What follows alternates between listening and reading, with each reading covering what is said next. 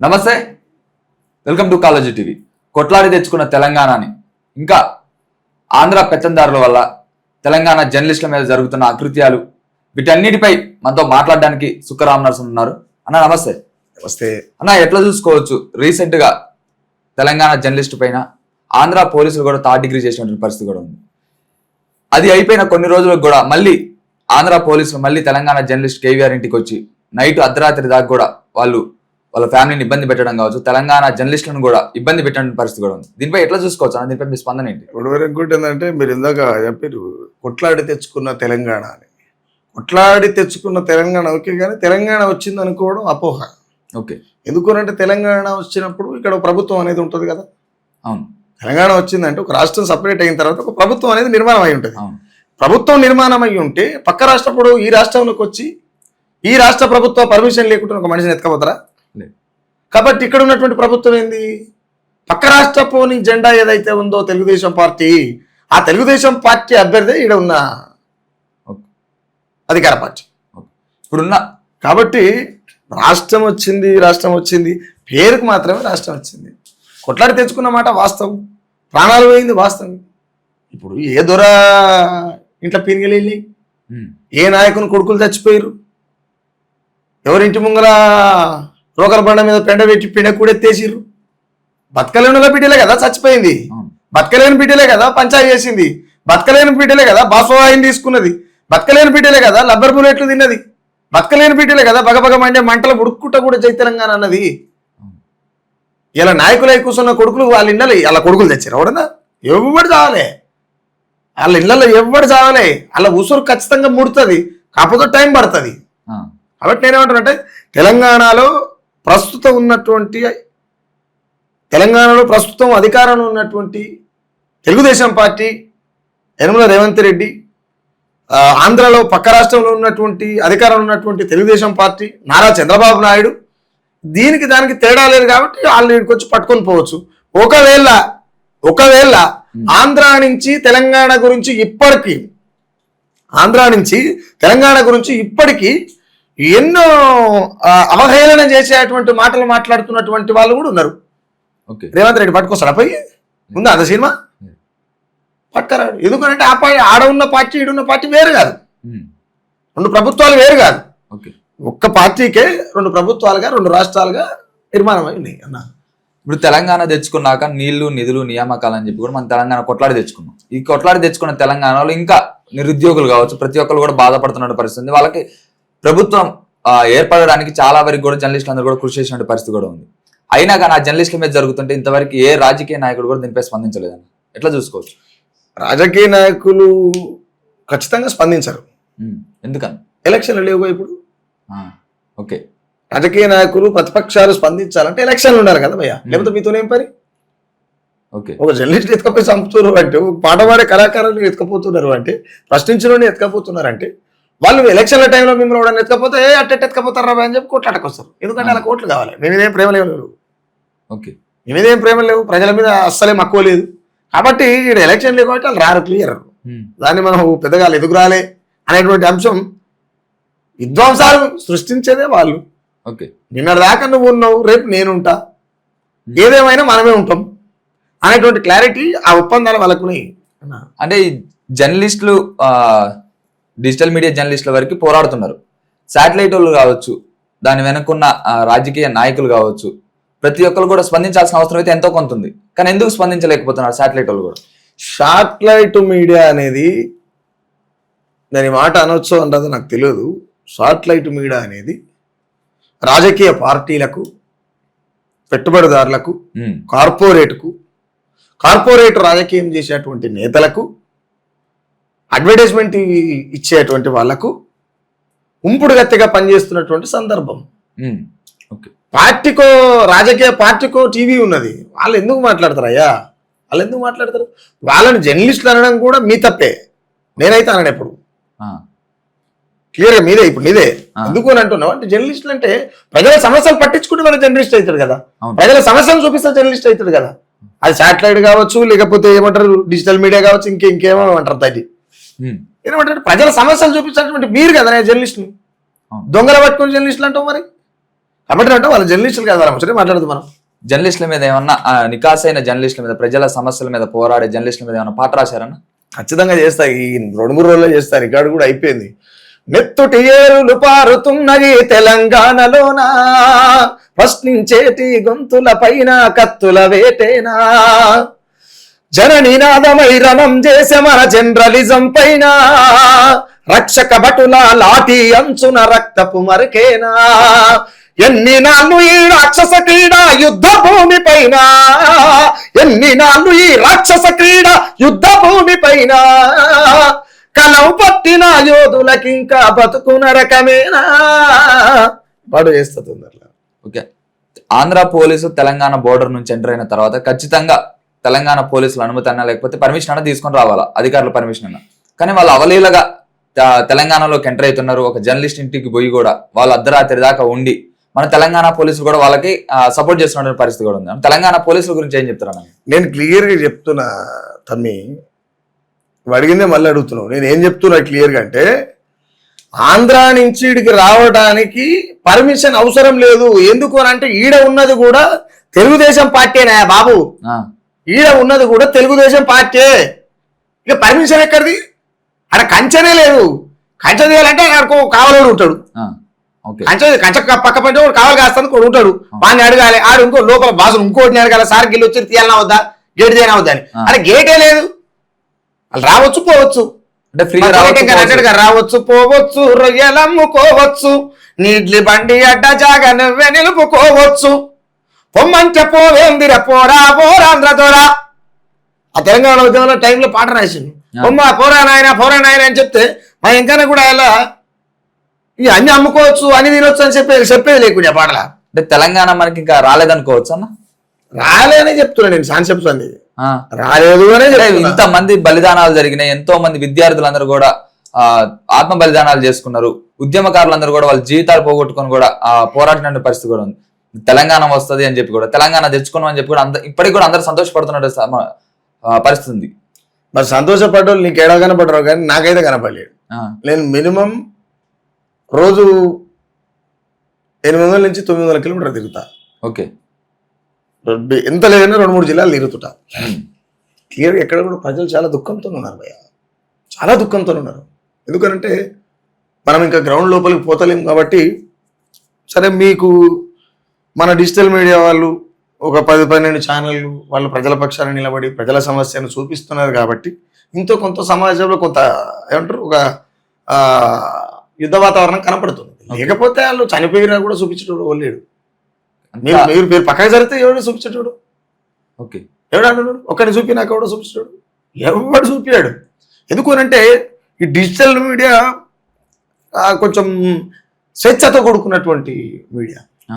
చెప్పాలనుకున్న చెప్పగలుగుతాడు. ఓకే, చెప్పాలనుకున్న చెప్పగలుగుతాడు, మనకు ఆన్సర్ లేవు. కానీ శాటిలైట్లో పనిచేసేటువంటి ఒక ఎంప్లాయీ మన ఓనర్ ఏది చెప్తే అదే చెప్పాలి, మన ఓనర్ ఏది టెలికాస్ట్ చేయాలంటే అదే చేయాలి. మనకు స్వేచ్ఛ లేదు.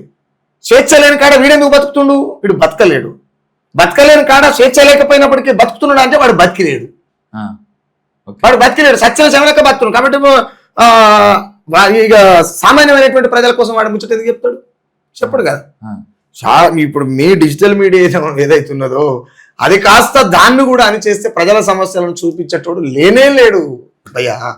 అంటే ఇప్పుడు అధికారంలో ఉన్న కాంగ్రెస్ పార్టీ, మీరు అన్నట్టుగానే తెలుగుదేశం పార్టీ అంటున్నారు కాబట్టి తెలుగుదేశం పార్టీ అధికారంలో ఉందని చెప్తున్నారు. ఇప్పుడు వెలుగుమట్లలో చూసుకుంటే చాలా మంది ఇల్లులు కులగొట్టి వాళ్ళందరినీ కూడా రోడ్డు మీద పడేసిన పరిస్థితి ఉంది. ఇక్కడ హైదరాబాద్ లో చూసుకుంటే హైదరాబాద్ పేరుతో కూడా చాలా మంది పేదల బతుకులు వాళ్ళందరూ కూడా రోడ్డు మీద పడుతున్న పరిస్థితి. ఈ ప్రభుత్వం గురించి ఏం చెప్తున్నారు? అంటే నేను ఏమంటున్నానంటే గతంలో ఉన్నటువంటి కల్వకుంట్ల చంద్రశేఖరరావు పరిపాలన కావచ్చు, ఇప్పుడు ఉన్నటువంటి తెలుగుదేశం పార్టీ రేవంత్ రెడ్డి కావచ్చు. నేను ఎందుకు చెప్తున్నా మాట అంటే కేసీఆర్ కూడా అక్కడ నుంచి వచ్చినాడే కదా. నేనేమంటున్నా అంటే కేసీఆర్ ఇక్కడికి వచ్చిన తర్వాత కూడా ఆంధ్ర పెట్టుబడిదారులకు కాంట్రాక్ట్లు ఇచ్చిండు, అది క్లియర్. అంటే అందరూ కూడా ఆంధ్రాకి సపోర్ట్ చేసినట్టే కదా. నేను అదే చెప్తున్నా. కానీ ఇక్కడ జరిగినటువంటి పరిపాలన తెలంగాణ టిఆర్ఎస్ పార్టీ అధికారంలో ఉన్నప్పుడు ఏ జర్నలిస్ట్ ని ఆంధ్రలో చెత్తకపోలే. అవును, అది వాస్తవం. ఏ జర్నలిస్ట్ ని ఆంధ్రలో చెత్తకపోలే. తెలంగాణ ఉద్యమం తర్వాత రాష్ట్రం వచ్చిన తర్వాత, రాష్ట్రంలో రాజ్యం నిర్మాణం అయిన తర్వాత ఆ రాజ్యంలో కొత్త రాష్ట్రం కాబట్టి కొన్ని మార్పులు జరిగినాయి. ఉమ్. కొన్ని మార్పులు జరిగినాయి క్లియర్గా. ఆయన జర్నలిస్టులని కొట్టలేదు తిట్టలేదు అనేది ఏం లేదు. ఓకే. ఆయన కొట్టలేదు తిట్టలేదు అని ఏం లేదు. కానీ ఇంతకాలం అయితే లేదు. ఆ, నేను ఇది క్లియర్గా ఒప్పుకోగలుగుతా. బట్ ఆయన దొంగే ఈయన దొంగే ఆ, మంచోళ్ళని నేనేం చెప్పలేను, అది వాస్తవం కూడా కాదు. కాబట్టి నేనేమంటానంటేనా, ఇప్పుడున్నటువంటి కాంగ్రెస్ ప్రభుత్వం తెలుగుదేశం పార్టీ అని నేను ఎందుకు అంటున్నా అంటే,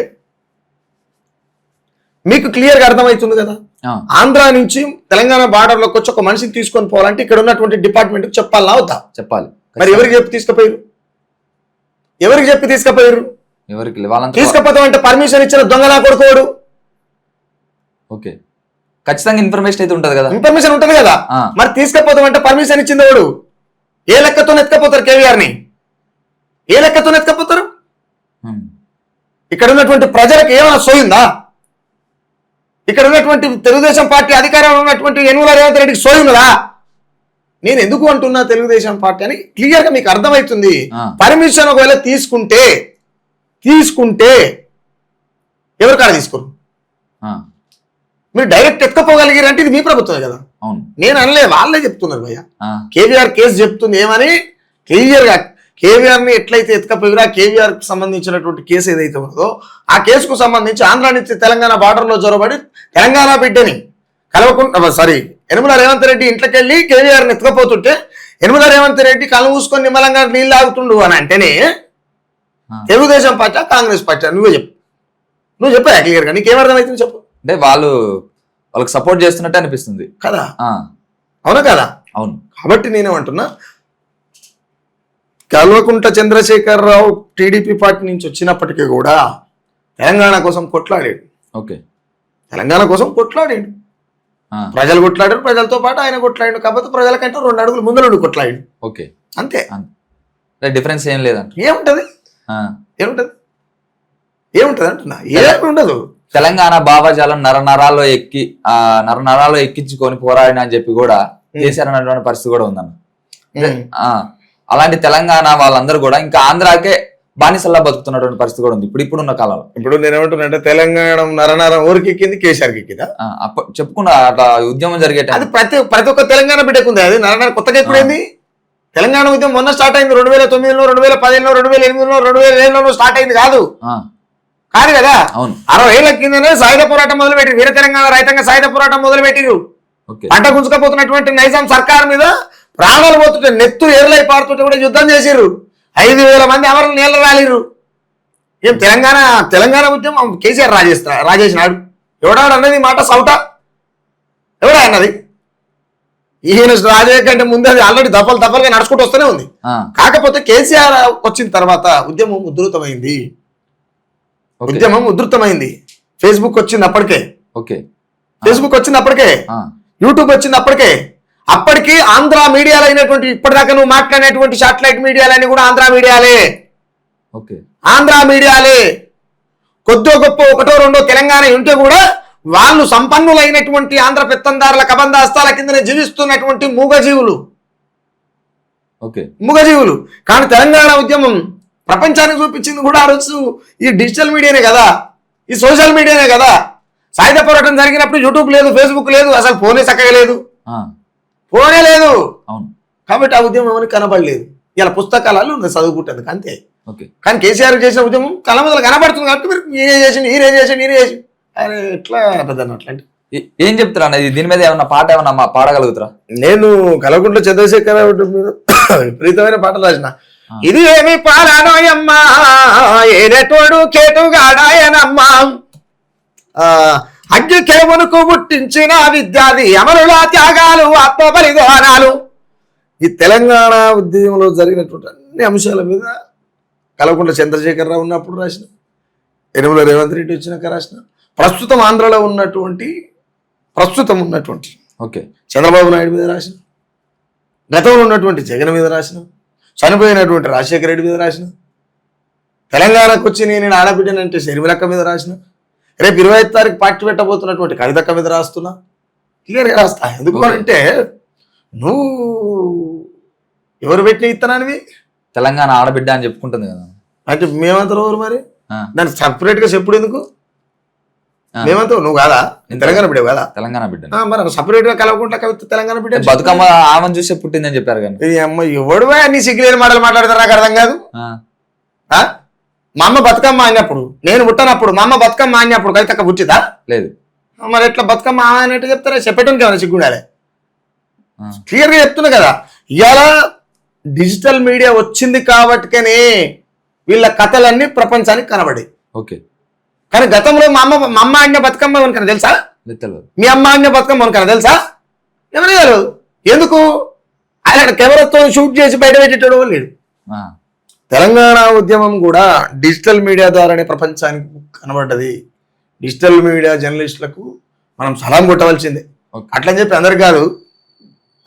ఫైనల్ గా తెలంగాణ ప్రజల గురించి, తెలంగాణ ప్రజలపై జరుగుతున్న ఈ ఘోరాల గురించి ప్రభుత్వం కూడా చేస్తున్నటువంటి దానిపై ఏం చెప్తారు? ప్రభుత్వం ఇలా కొత్తగా ఏం చేస్తలేదు తమ్మి. ప్రజలు మారాలి, ప్రజలు రియలైజ్ కావాలి. నేను కొన్నిసార్లు నాకు అనిపిస్తుంది, నేను చాలా హార్ట్ఫుల్గా చెప్తున్నాను నేను మాట. విధ్వంసం ఇంకా పెరగాలి, విపరీతం కావాలి. అది విపరీతమైనప్పుడే 9 నెలలు నిండి నొప్పులు వచ్చినప్పుడే పిల్ల బయటకు వస్తుంది. ఓకే. 9 నెలలు నిండి నొప్పులు విపరీతమైనప్పుడు మాత్రమే పిల్ల బయటకు వస్తుంది, తల్లి కానుపు కాస్తుంది, కానుపు అవుతుంది. కాబట్టి ఈ విధ్వంసం కూడా విపరీతమైనప్పుడే ప్రజలకు బుద్ధి వస్తుంది, ప్రజలు రియలైజ్ అవుతారు. ఈ ప్రభుత్వాలు చేసేటువంటి అఘాయిత్య పైన యుద్ధం చేస్తానికి సిద్ధమవుతారు. అప్పటిదాకా ఏం కాదు. కడుపు నిండా దీన్ని కాలువారు చంపినాక నిధులు వస్తుంది, కానీ యుద్ధం చేయాలనే ఆలోచన ఎందుకు వస్తుందా? కదా, ఉన్నదో లేదో తింటారు. లేదా ఎవడో నాయకుడి కాడికి పోతే అయ్యా అది నేను ఇట్లా నేను అట్లా అని చెప్తే వాడికి తీస్తాడు, అయిపోతుంది. కాబట్టి నేను అంటానంటే ప్రజలు మారాలి. రెండోటి, నేను ఈ డిజిటల్ మీడియా జర్నలిస్టులకు కూడా ప్రజల కోసం పనిచేస్తున్న వాళ్ళకే చెప్తున్న మాట. ఓకే. మీరు కూడా చాలా జాగ్రత్తగా, చాలా చాకచక్యంగా, ఎందుకనంటే రాజ్యం చాలా బలమైంది. క్లియర్గా అవును, నేను మిమ్మల్ని భయపెట్టడానికి చెప్తాలేని మాట, వాస్తవం కాబట్టి చెప్తున్నా. రాజ్యం చాలా బలమైంది.